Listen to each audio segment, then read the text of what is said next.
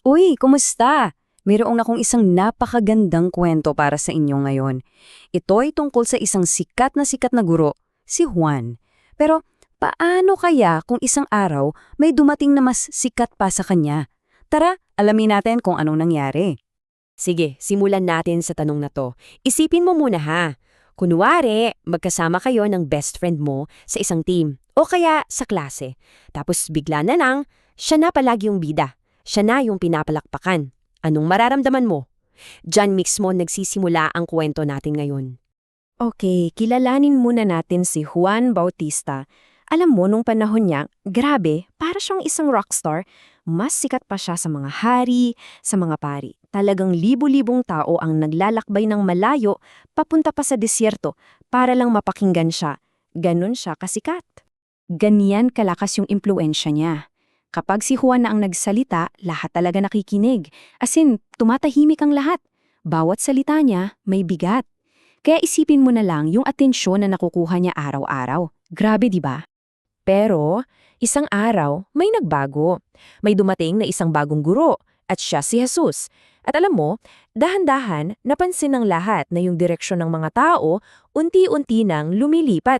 So anong nangyari? Dito sa slide, kitang-kita natin yung dating napakaraming tao na nakapaligid kay Juan, paliit ng paliit araw-araw. Samantalang yung mga sumusunod kay Jesus, palaki naman ng palaki. Talagang nag-iba ang hip ng hangin.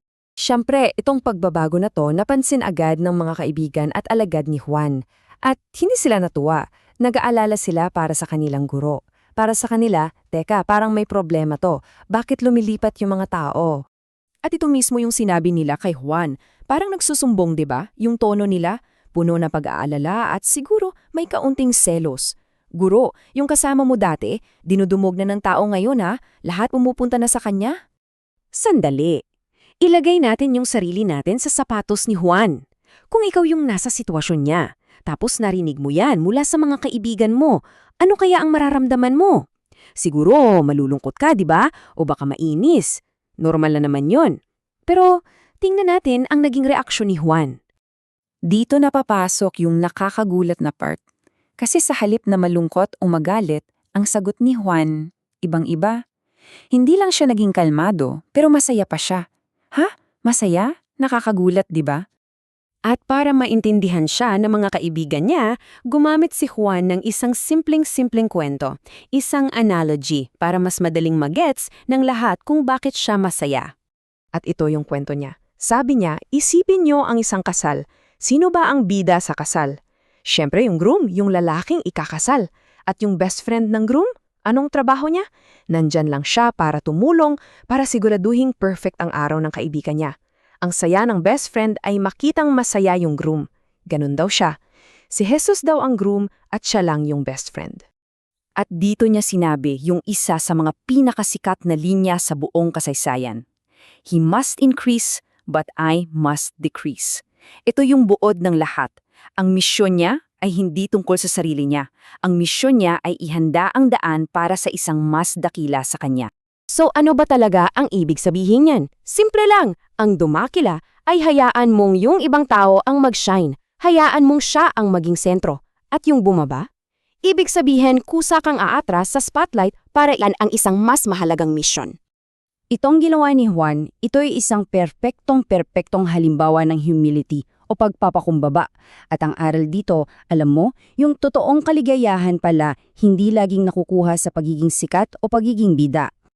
Isipin mo to, si Juan na dating yung pinakamalakas na tinig sa desierto, masayang niyang pinili ang manahimik. Bakit? Para lahat ng atensyon hindi sa kanya mapunta, kundi kay Jesus, na tinawag niyang ilaw ng buhay.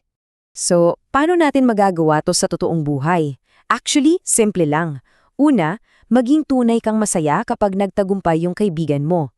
Pangalawa, tandaan mo na kahit hindi ikaw yung star player, importante pa rin yung role mo. Pangatlo, subukan mong tulungan ng iba na umangat.